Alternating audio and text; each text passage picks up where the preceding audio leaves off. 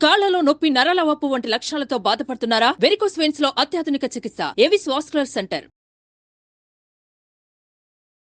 నమస్తే రమగారు. నమస్తే జయ. రమగారు, దయ్యాల కథలు చెప్పుకుంటా ఉన్నాం. పూర్వం ఒక ఊళ్ళోట ఒక భట్టు గారిని ఒక బ్రాహ్మణ ఆయన ఉండేవాడు.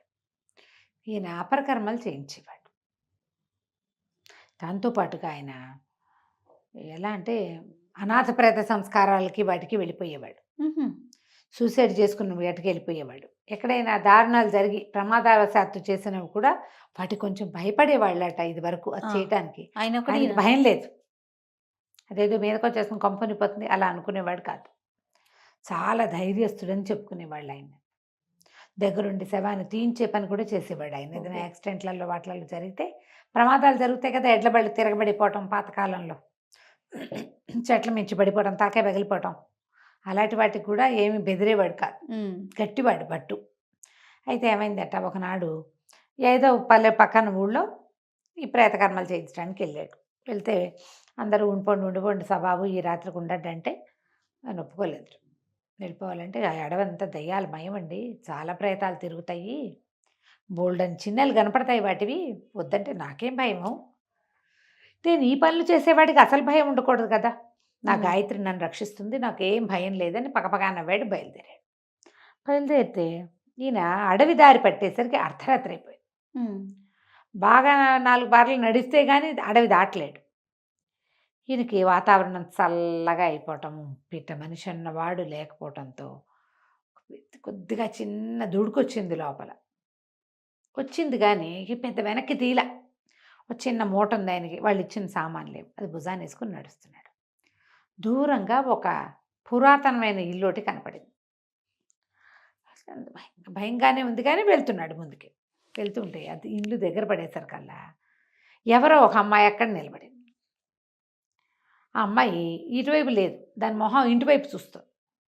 నేను ఏమనుకున్నాడు, ఒకసారి నా ముందు భయం వేసి నేను అనుకుని, ఏమిటి ఇంతమందిని చూసా మనకు భయం ఏమిటి, ఇది ఎవరితో ఊళ్ళో పిల్ల ఏ సూసైడ్ చేసుకోవడానికో వచ్చింది పిచ్చిమొహంది, 4 మంచి మాటలు చెప్పి అర్ధరాత్రి పూట ఆడపిల్ల అడవిలో పాడుపడిన వాకిట్లో ఎందుకు నుంచుంటుంది, అదే పెద్ద ఇంత పొడుగు జడ లంగా ఓణి వేసుకున్నట్టుగా కనపడుతుంది ఒక 15-18 ఏళ్ల పిల్ల.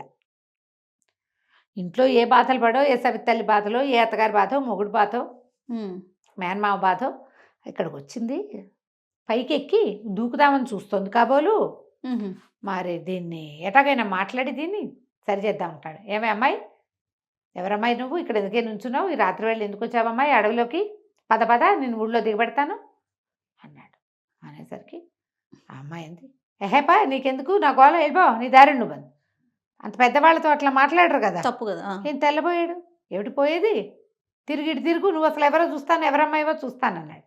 అనేసరికి అలా అమ్మాయి అంది, దయ్యాన్ని నేను, నువ్వు ఇంతమందిలో చూశాను, నేను భయం లేదు, నాకేం భయం లేదు, తిరిగి నువ్వు పోతావా పోవా, నీ దారి నువ్వు, నేను పడతాను జాగ్రత్త, దయ్యం పట్టడం అనమాట, నేను పట్టుకుంటాను, నన్ను బట్టే దయ్యం ఇంకా భూమి మీద పుట్టలేదు, అసలు నువ్వెవరో చూస్తాను, ఏది నీ మొహం చూపించి నాకు అన్నాడు. ఇటు తిరిగితే అది ఎట్లా ఉంది, సన్నగా పొడుగ్గా చక్కగా ఉంది పర్సనాలిటీ, మొహం సొద్దగా ఒక రకంగా ఉంది.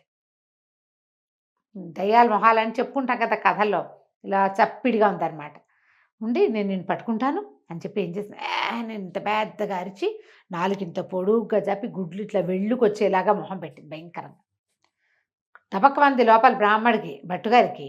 కానీ అబ్బో ఇంతకంటే పెద్ద పెద్ద నాలుకలు ఎన్ని చూశాను నేను, పేక ఊరేసుకున్న వాళ్ళని 100 మందిని దహనం చేయించా, నాలుక ఈ బార్ వస్తుంది బయటికి, ఇది ఒక నాలుక ఇవో గుడ్లా అన్నాడు. మామూలుగా సూసైడ్ ఊరేసుకుంటే ఏమవుతుంది, కళ్ళు వెళ్ళుకొచ్చేసి నాలుక బయటకు వచ్చేస్తుంది కదా, సినిమాల్లో చూపించరు, ఒరిజినల్గా వేరేగా ఉంటుంది, భయంకరంగా ఉంటుంది రూపం. అవును, ఇంతకంటే పెద్ద పెద్ద రూపాలను చూశాను నేను, పోపో అన్నాడు. అనేసరికి దయ్యం ఉపసంహరించుకుంది, నాలుగు లోపలికి వెళ్ళిపోయింది, గుడ్లు లోపలికి వెళ్ళిపోయింది. బాగా ఆలోచించింది. ఈసారి కంట్లోంచి, ముక్కులోంచి, చెవులోంచి ఇట్లా నెత్తురు కార్చడం మొదలుపెట్టింది. ఈయన అన్నాడు, ఇంతకంటే ఏం రావా నీకు, నేను ఇంతకంటే ఎక్కువ నెత్తురు బోల్డ్ సార్లు చూసా, తలకాయ పగిలిపోయి, ముక్కు పచ్చడైపోయి, మెడ చీరుకుపోయి, చేతులు తెగిపోయి, కాళ్ళు తెగిపోయి, నెత్తుటి వరదలు బోర్డు చూసా, ఇదో నెత్తురా ఇదో కథ. అది బికమహం వేసింది దయ్యం. ఇంకేం చేసి, ఏంటండి మిమ్మల్ని నేను భయపెట్టట్లేదా అంది. నువ్వు ఏమీ భయపెట్టట్లేదు, నువ్వెవరివి ఏమిటి అంటే, కాదండి ఇంకా నేను చచ్చిపోలేదండి, నేను పక్కన ఊళ్ళో ఆ శివాలయం పక్క వీధిలో ఒక కమ్మరి వాళ్ళు ఉన్నారు కదా, వాళ్ళ కోడలు దయ్యానండి నేను. నేను వచ్చి ఇక్కడ నుంచున్నాను. ఈయన ఆశ్చర్యపడి, బతుకున్న దయ్యాన్ని ఎప్పుడు చూడలేదు, నువ్వు ఎందుకు వచ్చావు చెప్పు, నువ్వు అక్కడ ఉండాలి కదా, బతుకున్నదాన్ని బతుకుంది పిల్ల. ఏమైంది అంటే ఇప్పుడు ఏం చెప్పింది, ఆ కమ్మరి వాళ్ళ కోడలికి ఆ మహా కోరంటికం అండి, అత్తగారు కాల్చుకు తినేస్తోంది దాన్ని, చచ్చిపోదాం అనుకుంటోంది, దాన్ని ఎట్టా చంపాలని ఆలోచిస్తూ నేను ఇక్కడ వచ్చి నుంచున్నాను, చంపడానికి దారులు వెతుక్కుంటున్నాం, ఆలోచిస్తున్నాను నేను, దానికి ఒక ఐడియా ఇవ్వాలంటే అది ఇంట్లో పడుకుంటే రావు ఐడియా, అందుకని అది ఇంట్లో పడుకుంది, నేను వచ్చి ఇక్కడ నుంచున్నానండి అనేసరికల్లా ఎక్కడ ఇల్లు ఏమిటి అని అన్నీ కనుక్కుని, వస్తే నీ దుంపదేగా మీ ఇంటికి వెళ్ళి పడుకో, నేను చెప్తానులే దాని సంగతి అని నేనేం చేశాడు, ఆ దయ్యాన్ని అక్కడ వదిలిపెట్టేసి నడుచుకుంటూ పోయాడు. తెల్లవారుతూనే ఆ ఊళ్ళోకి వెళ్ళి శివాలయం పక్కన ఉన్న కమ్మరి వీధిలోకి వెళ్ళి, కమ్మరి వాళ్ళ ఇంట్లో మొదటి 2 ఇల్లు 3 ఇల్లు నందిభద్రం చెట్టు ఉంది దాని గుర్తు, ఆ చెట్టు ఉన్న ఇంట్లోకి వెళ్ళాడు. తెల్లారి 6:30 అయింది. పాకెట్లో ఒక పిల్ల కూర్చుని, ఓ 16 ఏళ్ళది, ఓహో అని ఏడుస్తుంది, పొడుగు జడ అది. ఈ గుర్తొచ్చింది, అక్కడ నిన్న రాత్రి చూసిన పిల్ల కూడా ఇంత పొడుగు జడ ఉంది, ఆ దయ్య పిల్లకి. ఏడుస్తుంది కళ్ళు నువ్వుకుంటూ, అత్తగారు పెద్ద పెద్ద పులికేకలు పెడుతుంటే సరే లోపలికి వెళ్ళాడు. ఏమిటి అన్నాడు. ఏమిటంటే సరే ఆవిడ ఏదో చెప్పబోయింది. ముందు రోజు రాత్రి ఇంకా ఏం జరిగింది, అత్తగారు మర్నాడు ఏదో పూజ చేసుకుంటోంది కమ్మరి వాళ్ళ ఇంట్లో. ఓకే. ఆ పూజ చేసుకునేటప్పుడు ఆవిడ అందరికీ పంచడానికి అరటిపళ్ళు తెచ్చింది బోల్డ్ పళ్ళు. అరటిపళ్ళ బుట్ట దాచేస్తే కోడల మీద కోపం వచ్చి ఆవిడ 2 మొడుతుంది. పిల్ల ఏం చేస్తుంది, పరిగెత్తుకుంటూ వెళ్ళి నూతులో పడుతుంది, లేదా చెరులో పడుతుంది, చావు వస్తుంది అని చెప్పాడు బ్రాహ్మణుడు. ఈ దయ్యం ఏం చేస్తుంది, ఇంటికి వెళ్ళి అరటిపళ్ళ పెద్ద బుట్టను తీసుకెళ్ళి అటక మీద పెట్టింది. కమ్మరి వాళ్ళ ఇంట్లో అరటిపళ్ళ బుట్ట కనిపించట్లా. ఆవిడ లబలబలాడుతూ తిట్టేస్తోంది, దరిచేస్తోంది, నానా తిట్లు తిడుతోంది కోడల్ని. లోపలికి వెళ్ళాడు. నేను లోపలికి వెళ్ళేసరికల్లా, ఏమిటి అమ్మాయి పొద్దున్నే ఏదో పూజ పెట్టుకున్నావు, ఏమిటో అరుస్తున్నావంటే, ఏం చేయను బాబు, పాపిష్టి పిల్ల, ఒక్క పని రాదు దీనికి, చూసి దీన్ని చేసుకున్నా జడా మొహం బాగుందని, అవి తప్పిస్తే ఏమీ లేవు దీనికి, పూజ అండి 9-10 అయ్యేసరికల్లా ముత్తైదులంతా వచ్చేస్తారు, పెద్ద పెద్ద బొట్టండి, అరటిపళ్ళు మాయం చేసేసింది, తినేసిందో పారేసిందో తెలీదండి, పోయినాయండి.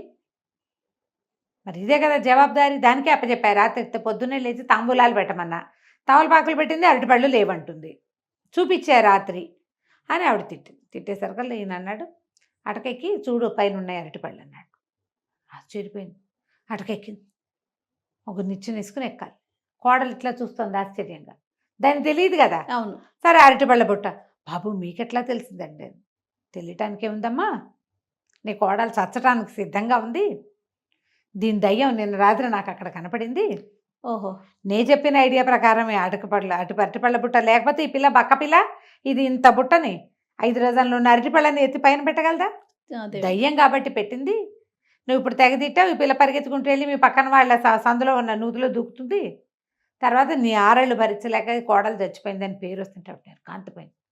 అంత పని చేస్తుందా బాబు నా కోడలు, మరి చేకేం చేస్తుంది, నువ్వు పొద్దున కూర్చుంటే తిడతావు, మధ్యాహ్నం పడుకుంటే తిడతావు, రాత్రి మొగుడి దగ్గరికి వెళ్తే తిడతావు, ఇన్ని తిట్లు పడద్దు, పిల్లకి సత్తా చాలాలి కదా అనేసరికి అలా లబలబలాడుతూ ఆవిడ కోడలు వస్తే, నీ దుంపతగా అంత పని చేయకే, కేకలేయటం తగ్గించుకుంటాలే, కొంచెం పని నేర్చుకో, మళ్ళీ నీ దయ్యం ఇంకెవరికైనా కనపడిందంటే, బ్రాహ్మడికి కనపడింది మంచివాడు కాబట్టి ఆయన వచ్చి ఇట్లా చెప్పాడు, ఇంకోళ్ళు అయితే ఏం చేసేవాళ్ళు ఉన్నాను అదే కదా అని కోడల్ని బతిలాడుకుని, ఆ పూట వ్రతం చేసుకుంటాను బాబు, ఇంటి దగ్గర ఉంటే నోవు చేయించండి అని ఆ భట్టుగారితో నోవు చేయించుకుని ఆయనకు 10 రూపాయలు దక్షిణించి కోడల్ని ముద్దుగా చూసుకోవటం మొదలుపెట్టింది. ఆయనకి అపరిమితమైన ధైర్యం ఉండటం వల్ల ఆ ధైర్యం కనపడింది, ఈ కథ అంతా బయటకు వచ్చింది. లేకపోతే ఈయన ఊళ్ళోకి వచ్చేసరికల్లా ఈ పిల్ల అపరకర్మలు చావు వాటన్నిటికీ, అంటే బలవంతపు చావులన్నిటికీ ఈయనే చేసేవాడు కదా, అది ఆయన తప్పించుకున్నాడు అనమాట. కథ కంచికి మనం ఇంటికి. బాగుందండి. నమస్తే. నమస్తే. సుమన్ టీవీలో మీ పర్సనల్ అండ్ బిజినెస్ ప్రమోషన్స్ కోసం కింది నెంబర్కి కాంటాక్ట్ చేయండి.